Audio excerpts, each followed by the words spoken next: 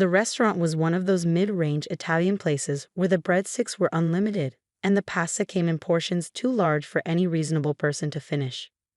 My sister Monica had chosen it for my 32nd birthday dinner, and I'd arrived early, as usual, settling into the private dining room she'd reserved.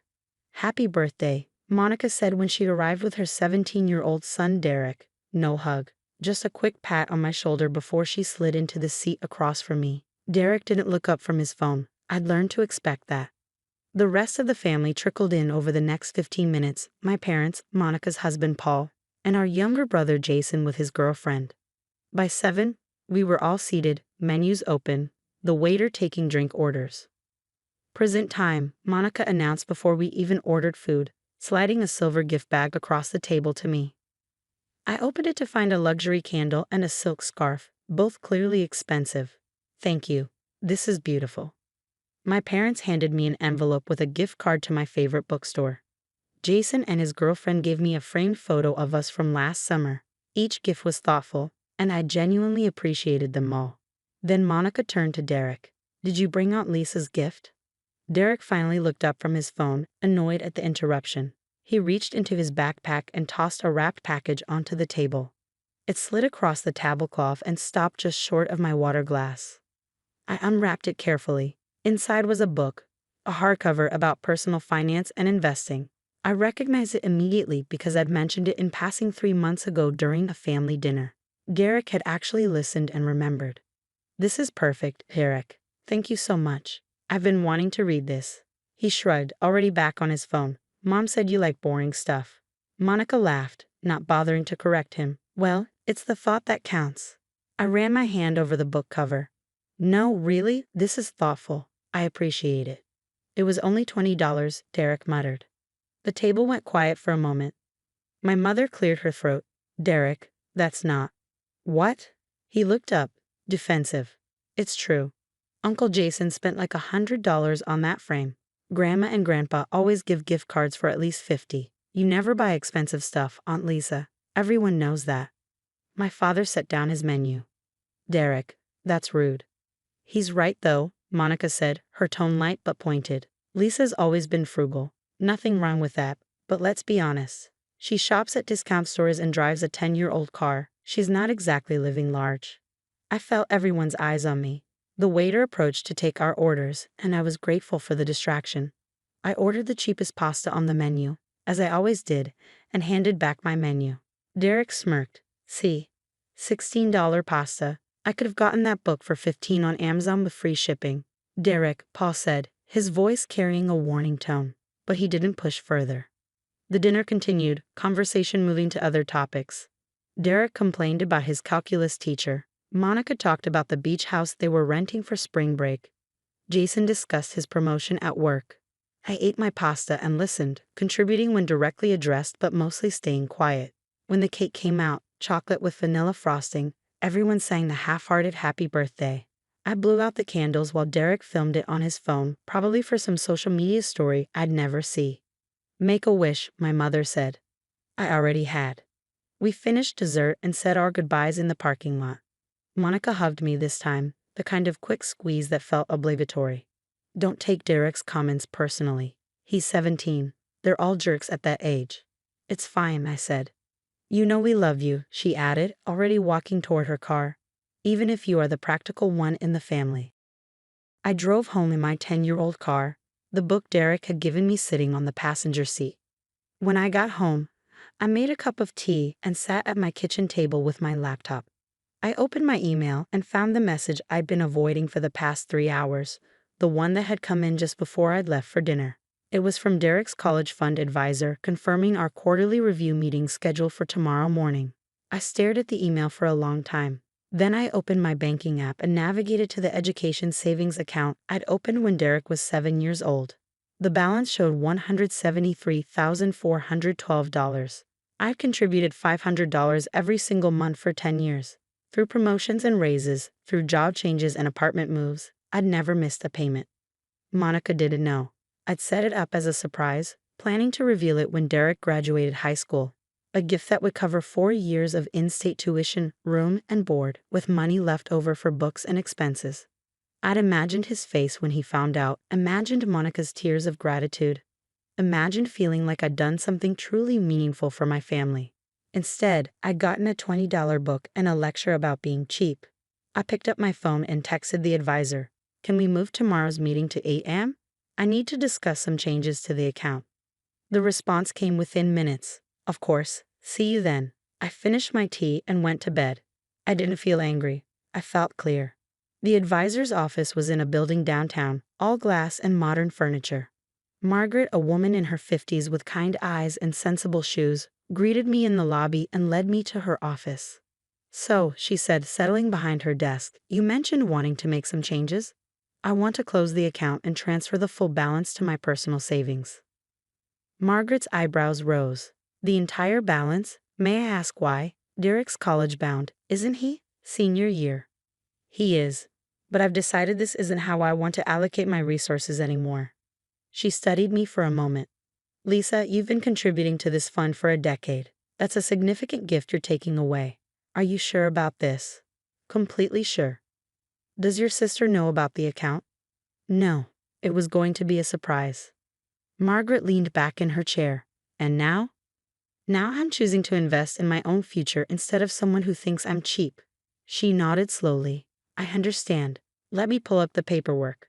Since you're the sole contributor and account holder, you have full authority to close it. The transfer will take 3 to 5 business days." Perfect. We spent the next 30 minutes signing documents. Margaret walked me through each form, explaining the tax implications and making sure I understood the process. When we finished, he handed me a folder with copies of everything. "For what it's worth," she said as I stood to leave, "I hope your nephew realizes what he lost." So do I. I went to work after the meeting, a normal Tuesday at the accounting firm where I'd been employed for 8 years. I answered emails, reviewed spreadsheets, and attended a budget meeting. I ate lunch at my desk, a sandwich I brought from home. Frugal, practical, cheap. My phone rang at 2:15. Monica's name flashed on the screen. I let it ring 4 times before answering. "Hello, what did you do?" Her voice was shrill, panicked. "I just got a call from someone named Margaret about Derek's college fund. She said you closed it?" "What college fund? What is she talking about?" "Exactly what it sounds like. I had a college fund for Derek. Now I don't." "You had a—" "Lisa, what are you saying? How much was in it?" $173,000. Silence. "Then, you're joking." "I'm not. I've been contributing $500 a month since he turned 7. It would have covered his entire undergraduate education." "Would have." Her voice cracked. "Lisa, please tell me you didn't actually close it." Margaret said something about a transfer, but she wouldn't give me details because my name isn't on the account. "Tell me this is a mistake." I looked at the spreadsheet on my computer screen, numbers in neat columns, everything balanced and correct. "It's not a mistake. I closed it this morning." "Why would you do that? He's applying to colleges right now. Do you know how expensive tuition is? We were planning on financial aid and student loans, but if you have money." Had money. Past tense. And I did it because I realized I was investing in someone who doesn't value me. "This is about dinner last night?" Monica's panic was shifting to anger. "You're punishing a 17-year-old for being rude? Are you insane?" "I'm not punishing anyone. I'm making a choice about my own money, money I earned, saved, and contributed without any obligation to do so." "He's your nephew. And you're my sister. And last night you agreed with him when he called me cheap. You laughed about my frugal lifestyle while I sat there knowing I've been putting $500 a month into your son's future for 10 years. Monica's breathing was sharp on the other end. "You never told me. How was I supposed to know?" "You weren't.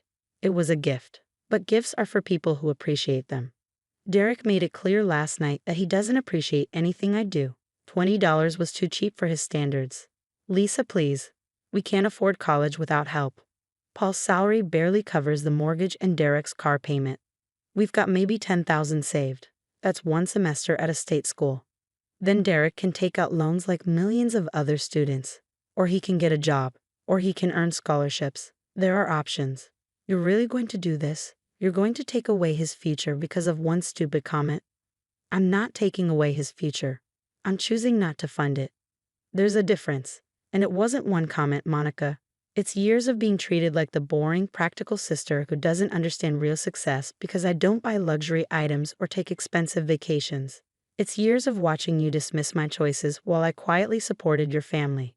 This is cruel. What's cruel is raising a child who thinks it's acceptable to mock someone's gift at their own birthday dinner. What's cruel is never teaching him gratitude or respect. I'm not the one who failed here. Monica was crying now. What do you want?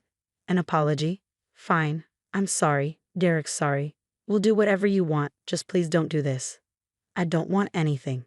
The decision is made. The money is being transferred to my account this week. Lisa, I hung up. My phone rang 6 more times that afternoon. I didn't answer. Monica left voicemails, each one a mix of desperation and anger. My mother called, confused, asking what was happening. Jason texted, asking if I was okay. I responded only to Jason, I'm fine, this is between Monica and me. That evening, I sat in my living room with the personal finance book Derek had given me. I opened it to the first chapter, about setting financial goals and prioritizing investments. The irony wasn't lost on me. My doorbell rang at 7. I looked through the peephole and saw Monica and Derek standing on my porch. I considered not answering, but I opened the door anyway. Can we come in? Monica asked. Her eyes were red from crying. I stepped aside. Derek stood in my living room, looking uncomfortable, his hands shoved in his pockets. Monica sat on my couch and I took the chair across from her. Derek has something to say, Monica prompted. He shifted his weight. I'm sorry for what I said at dinner. It was rude. Okay, I said. Monica leaned forward. Lisa, please reconsider. We'll pay you back somehow. Derek can work, he can contribute. Monica, stop. She closed her mouth. I'm not reopening the fund, but I want you to understand why. For 10 years, I lived below my means so I could give Derek a future without debt. I skipped vacations, drove an old car, bought discount clothes, and saved every extra dollar. I did it because I love you both and wanted to help. But last night showed me that my sacrifice meant nothing to you. Worse than nothing, actually, it was something to mock. Derek's face had gone pale. You really saved that much? For me? Yes. I didn't know. You weren't supposed to know. Not yet. But even without knowing about the fund, you should have known better than to insult someone's gift at their birthday dinner. Your mother should have corrected you instead of agreeing with you. Monica wiped her eyes. You're right. I was wrong. We both were. But please don't let our mistake ruin Derek's future. I'm not ruining anything. I'm simply not providing something I was never obligated to provide in the first place. Derek's future is up to him now, and to you, as his parents. What if he apologizes? Really apologizes? Monica's voice was desperate. I looked at Derek. Do you understand what you did wrong? He nodded slowly. I was ungrateful and mean, and I didn't think about your feelings. That's true, but the bigger issue is that you've been raised to think the value of a gift is measured by its price tag. That's a lesson I can't undo with money. I don't think that, he said quietly. I was just being stupid. Maybe, but I need you both to understand something. Respect isn't transactional.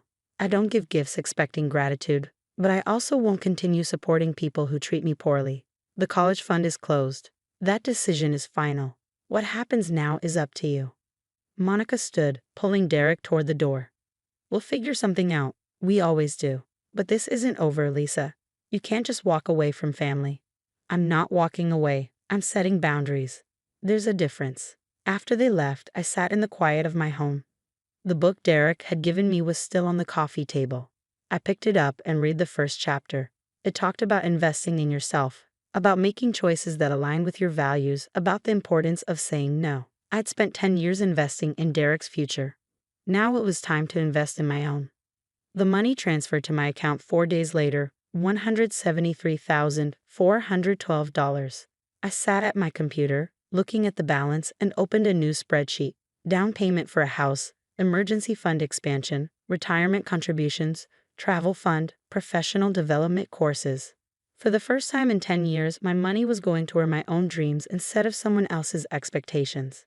And despite everything, Monica's tears, Derek's shock, my mother's disappointed phone calls, I felt something I hadn't felt in years. I felt